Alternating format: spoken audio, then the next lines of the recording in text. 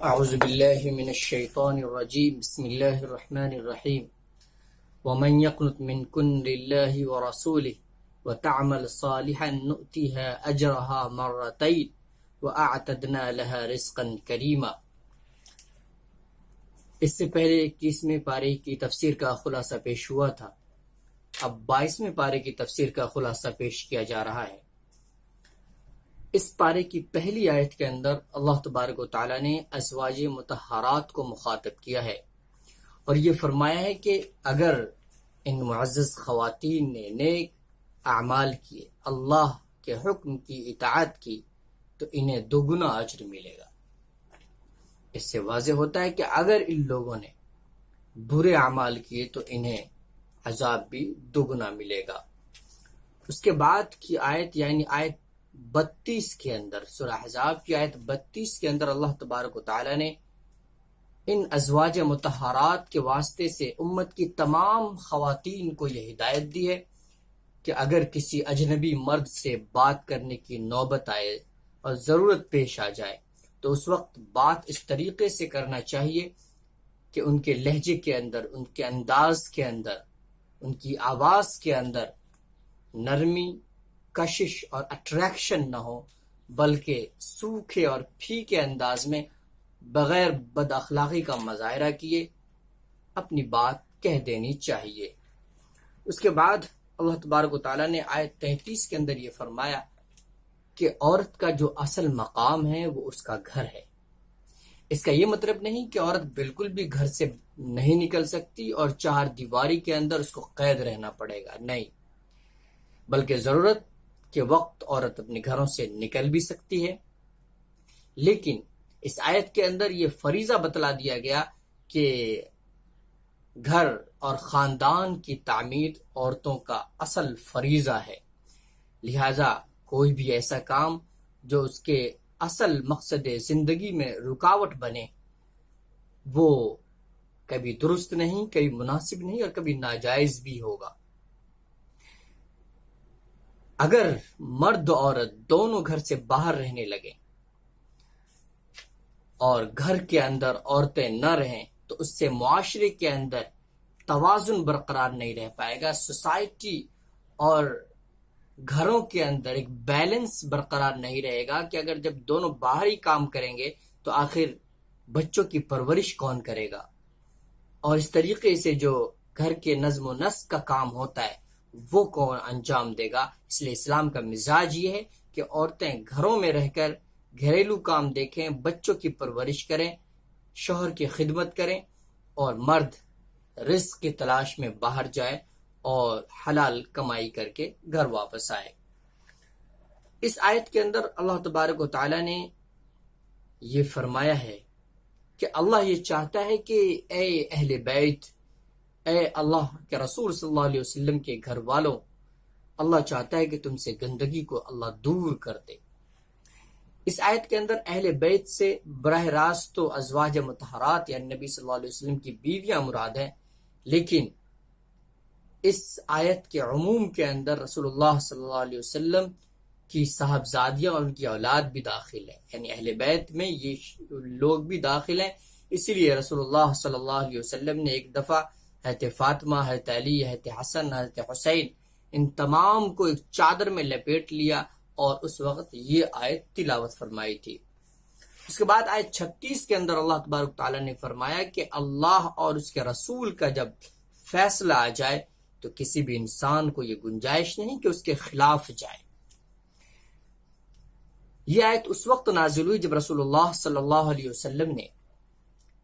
بہت سارے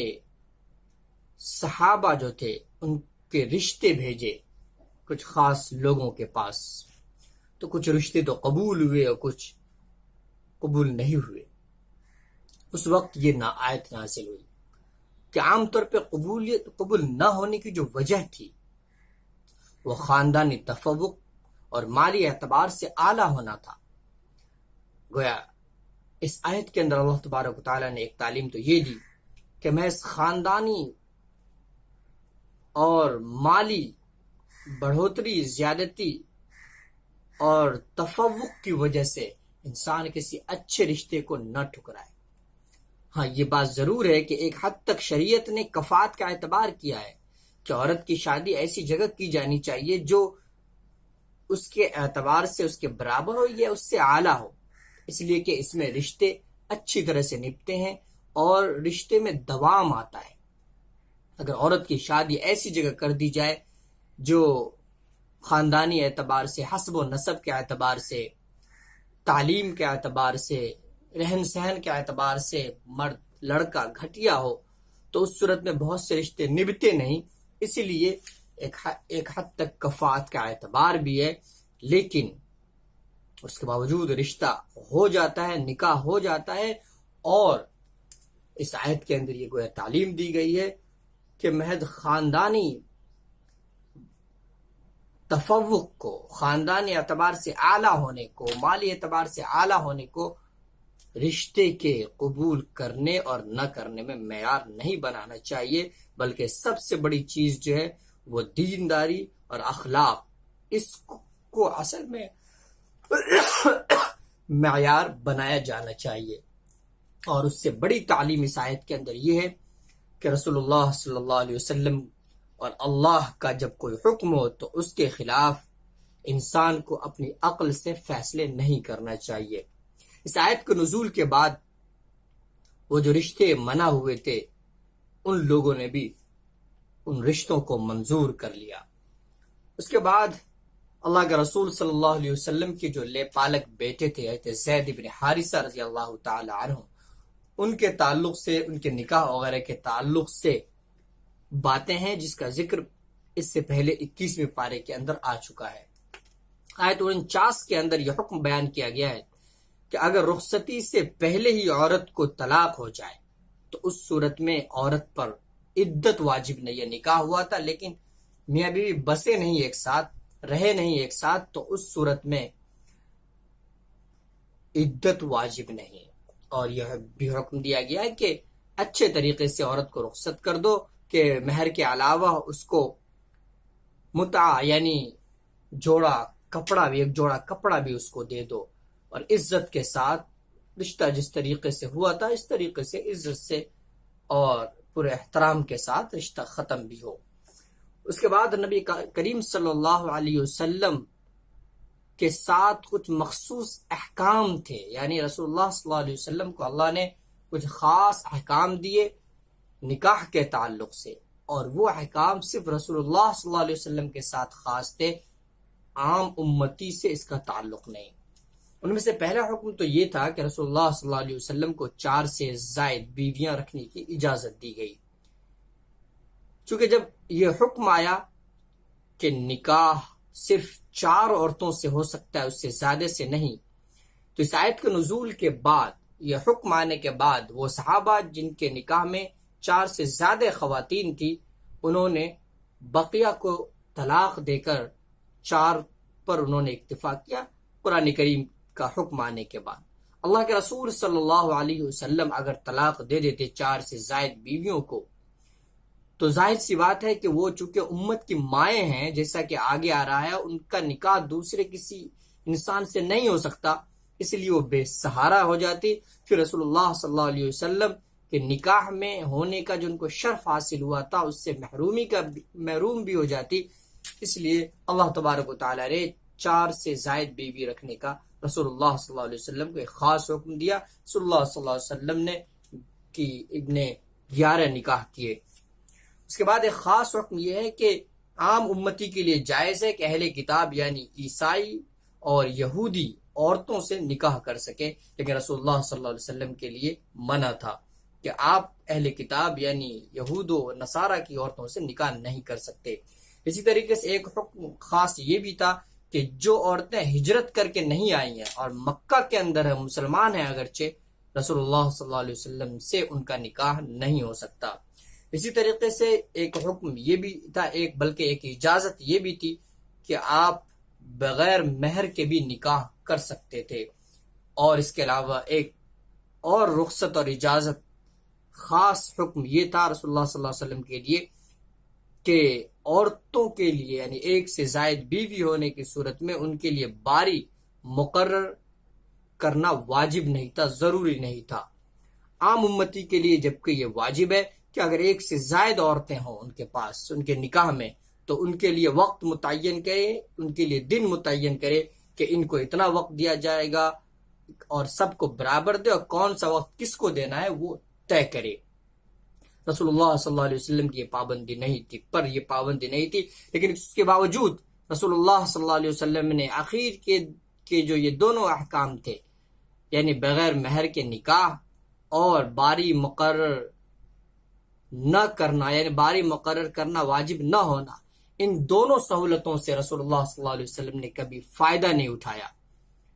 بلکہ ہمیشہ اعلیٰ اخلاق کا مظاہرہ کیا، اور جب بھی نکاح کیا تو مہر بھی ادا کیا، اور اسی طریقے سے بیویوں کے درمیان باری بھی خود رسول اللہ صلی اللہ علیہ وسلم نے مقرر کی۔ اس سے ہمیں سبق ملتا ہے کہ اللہ کے بہت سارے احکام ہوتے ہیں جہاں پر اجازت ہوتی ہے کہ کرے تو صحیح، نہ کرے تو صحیح، لیکن اس میں بہتر طریقہ جو وہ اپنانا چاہیے۔ مثال کے طور پر سفر میں روزہ نہ رکھنے کی گنجائش ہے، بعد میں اس کو قضا کر لیں، لیکن بہتر یہ ہے کہ اس اجازت سے فائدہ نہ اٹھا کر سفر میں بھی رمضان مبارک کے اندر روزے رکھیں، تاکہ وہ فضیلتیں جو رمضان میں حاصل ہوتی ہے مومن کو، وہ ان فضیلتوں سے محروم نہ ہو ہم۔ اس کے بعد آیت 52 میں اللہ تبارک و تعالیٰ نے، آیت 52 جو ہے یہ پچھلی دو آیتوں کے کچھ عرصے بعد نازل ہوئی ہے۔ پیچھے جیسا کہ آیت 28 اور 29 میں ازواج مطہرات کو اختیار دیا گیا تھا کہ وہ چاہے تو رسول اللہ کو اختیار کریں اور چاہے تو وہ اختیار نہ کریں، اور دنیاوی عیش و عشرت کو اختیار کر کے رسول اللہ صلی اللہ علیہ وسلم سے علیحدہ ہو جائے، تو ان لوگوں نے رسول اللہ صلی اللہ علیہ وسلم کے ساتھ رہنے کو پسند کیا تھا۔ اس پر اس آیت کے اندر اللہ تبارک و تعالیٰ نے رسول اللہ صلی اللہ علیہ وسلم کو یہ حکم دیا کہ ان عورتوں نے آپ کو پسند کیا ہے، اسی لیے ایک خاص انعام ان عورتوں کے لیے یہ ہے کہ آپ مزید شادیاں نہیں کر سکتے، اسی لیے رسول اللہ صلی اللہ علیہ وسلم نے اس کے بعد کوئی اور نکاح نہیں فرمایا۔ اس کے بعد گھریلو آداب اور پردے وغیرہ کے احکام مذکور ہوئے ہیں۔ آیت 53 میں 3 احکام دیے گئے ہیں۔ ایک حکم تو یہ ہے کہ بغیر اجازت کے کسی کے گھر نہ جاؤ،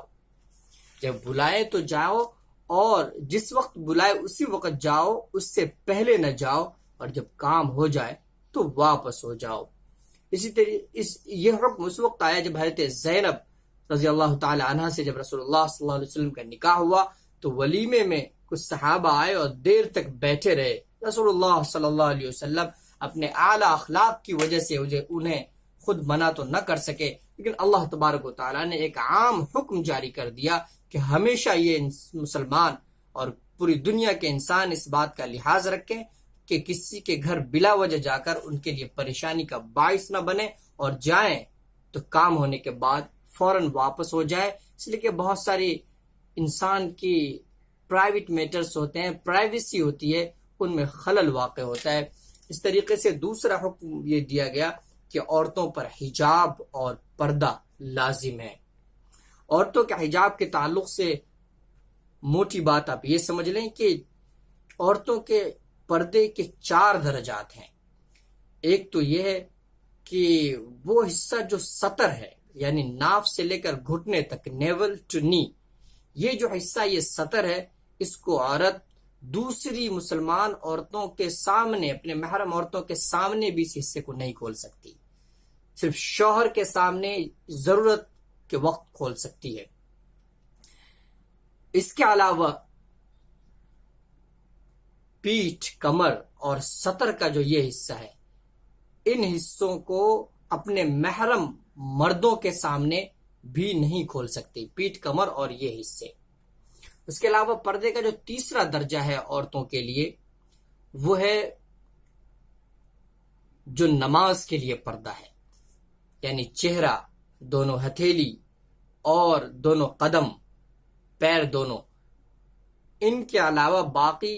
پورا بدن عورت کا نماز میں چھپا ہوا ہونا چاہیے۔ اگر کوئی حصہ کھلا ہوا رہ جائے گا تو اس کی نماز نہیں ہوگی۔ اور آخری اور چوتھا درجہ پردے کا یہ ہے کہ پورے بدن کا پردہ ہے۔ حدیث شریف کے اندر آتا ہے کہ المرأۃ عورۃ کہ عورت کا پورا وجود ہی پردہ ہے. اسی لیے رسول اللہ صلی اللہ علیہ وسلم نے فرمایا کہ عورتیں جب ازار یعنی پائجامہ پہنے تو اس کو تھوڑا لٹکا لے، اور اگر لٹکانا آج کل دشوار ہو تو پھر جوتے یا موزے وغیرہ پہن سکتی ہیں. اسی طریقے سے آگے آیت میں آ رہا ہے، آیت 56 کے اندر اللہ تبارک تعالیٰ نے فرمایا ہے کہ عورتوں کو چاہیے کہ اپنے اوپر سے کپڑوں کو لٹکا لیں، یعنی سروں پہ سے کپڑے کو لٹکا لیں، اور سر پہ جب کپڑے کو لٹکایا جائے گا تو چہرہ چھپ جائے گا. تو چہرے کا بھی پردہ اس سے ثابت ہوتا ہے. صرف آنکھ مستثنا اس لیے کہ اس میں حرج ہے، آنکھ ڈھکنے کی وجہ سے عورتوں کو چلنے پھرنے میں دشواری ہو سکتی ہے. تو پورا بدن انسان عورت کا پردہ ہے جب وہ کسی اجنبی اور غیر مرد کے سامنے جائے اور غیر مرد کے سامنے یا ان کے سامنے سے گزرنے کی نوبت آئے. اس کے بعد اللہ تبارک و تعالی نے یہ فرمایا کہ یہ جو عورتیں ہیں ازواج مطہرات،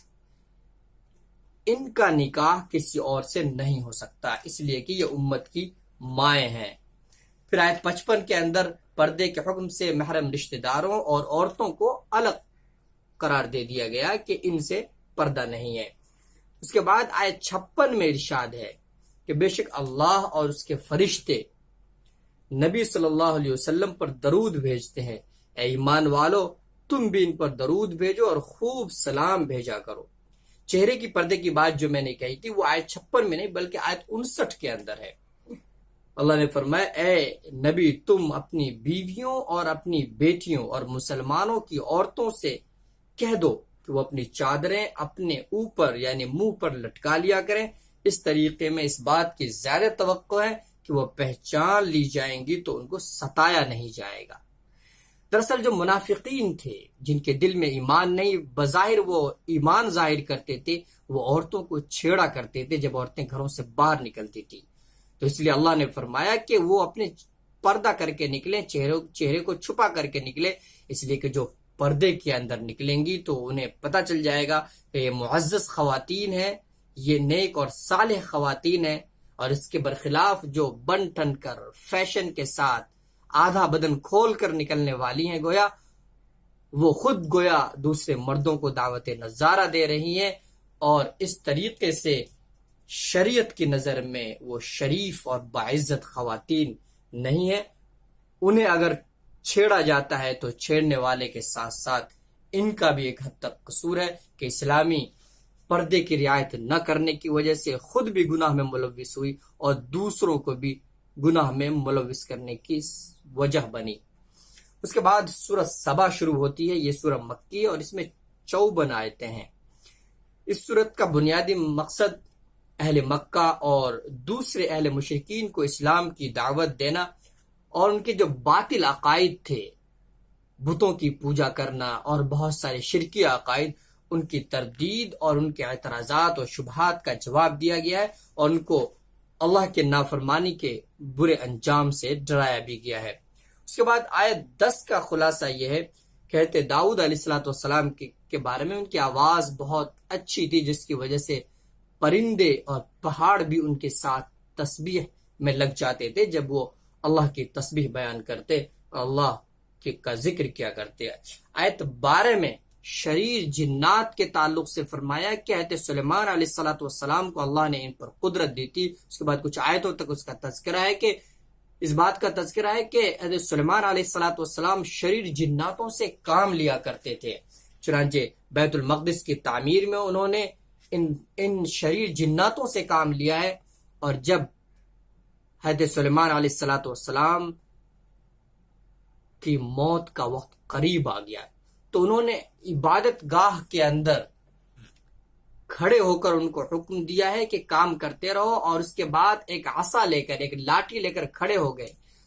وہ جو عبادت گاہ تھی وہ شیشے کی بنی ہوئی تھی، جس کی وجہ سے جناتوں کو لگ رہا تھا، نظر آ رہا تھا کہ حضرت سلیمان علیہ السلام کھڑے ہیں اور نگرانی میں کر رہے ہیں. سالوں تک وہیں وہ کھڑے رہے اسی حالت میں،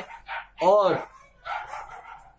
یہ جنات اس تعمیر میں لگے رہے. جب تعمیر کا کام مکمل ہو گیا تو اللہ تبارک و تعالی نے دیمک کو مسلط کر دیا، جس نے حضرت سلیمان علیہ السلام کی لاٹھی کو کھا لیا، جس کی وجہ سے لاٹھی جب گری تو حضرت سلیمان علیہ السلام کا بدن بھی نیچے گر گیا۔ اس وقت جناتوں کو یہ پتا چلا کہ ارے حضرت سلیمان تو پہلے ہی گزر چکے تھے، ہم تو بلا وجہ کاموں میں لگے ہوئے تھے، اور انہیں اپنی اس خوش فہمی کے بارے میں پتہ بھی چل گیا کہ وہ لوگ جو یہ سمجھ رہے تھے کہ وہ عالم الغیب ہیں، غیب کی باتوں کو سمجھنے والے ہیں، ان کو پتہ چل گیا کہ کس حد تک وہ غیب کی باتوں کو جاننے والے ہیں، کہ غیب کی بات کا مکمل طور پر تو علم صرف اور صرف اللہ کو ہے۔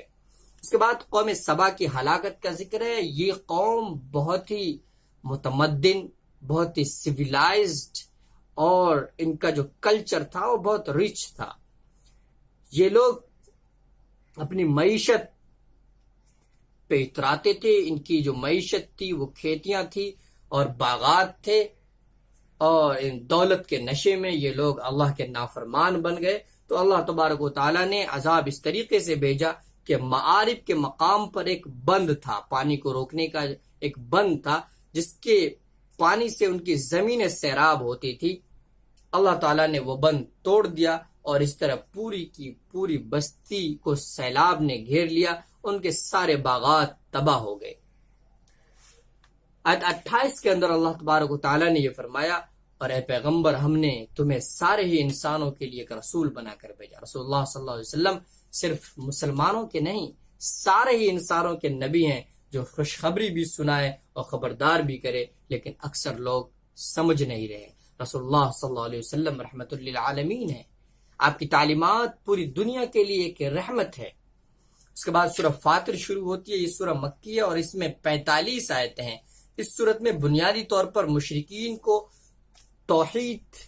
پر یقین، ایمان لانے اور آخرت پر ایمان لانے کی دعوت دی گئی ہے، اور اللہ کی قدرت کاملہ اور حکمت بالغہ کی جو نشانیاں دنیا میں چاروں طرف پھیلی ہوئی ہیں، ان پر سنجیدگی سے اگر غور کیا جائے تو یہ واضح ہو جائے گا کہ جو قادر مطلق، جو اللہ تبارک و تعالیٰ ان تمام چیزوں کو بنانے پر قادر ہیں، آخر وہ دنیا کے نظام چلانے کے لیے دوسرے شریک کے کیوں کر محتاج بن سکتے ہیں۔ ان چیزوں کو کہا گیا ہے کہ اللہ تبارک و تعالیٰ شرک سے پاک ہیں۔ وہ اللہ ہے جس نے تمام دنیا کو پیدا کیا ہے، اور وہ اکیلا ہی اس دنیا کو چلا رہا ہے۔ یہ جو بت مٹیوں کے ہمارے ہاتھوں سے بنائے ہوئے ہیں، یہ ان کے شریک نہیں ہیں، بلکہ اللہ صرف تنہا اس دنیا کو چلا رہا ہے۔ اس کے بعد سورہ یاسین شروع ہوتی ہے اور اس میں 83 آیتیں ہیں۔